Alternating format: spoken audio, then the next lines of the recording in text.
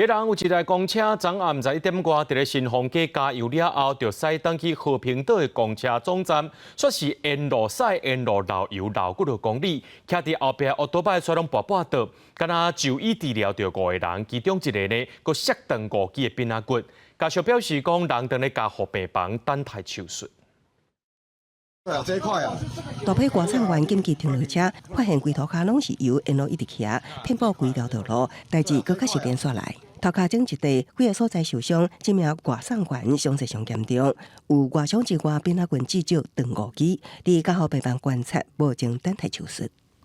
他肋骨有断，这样，然后还有交错性的错位，这样，还有一点血胸。现在人不舒服，就很痛，这样，在加护病房观察。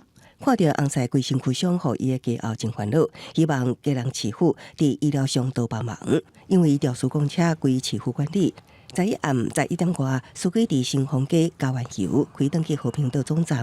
当地民代指出，沿途漏油3公里，敢若受伤起诉有5个人送医，加上轻伤无就医，可能有更较侪人受伤，其中也包括学生。 有跟警察讲说，油质沿路已经到8尺门那边进去了。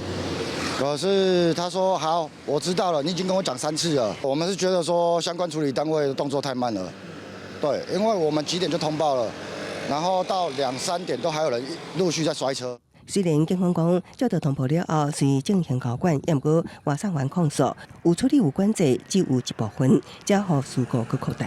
双方各人讲各人的，也毋过公车安怎会漏油？公车处初步检判，引擎内连杆断去，讲着引擎卡体破去造成的。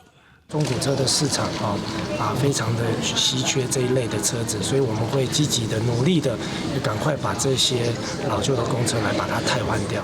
家人的政府首长拢到病院探视受伤的人，市长蒋国良答应负责到底，也会积极汰换老旧公车，都惊这类事故搁发生，影响用路人安全。记者综合报道。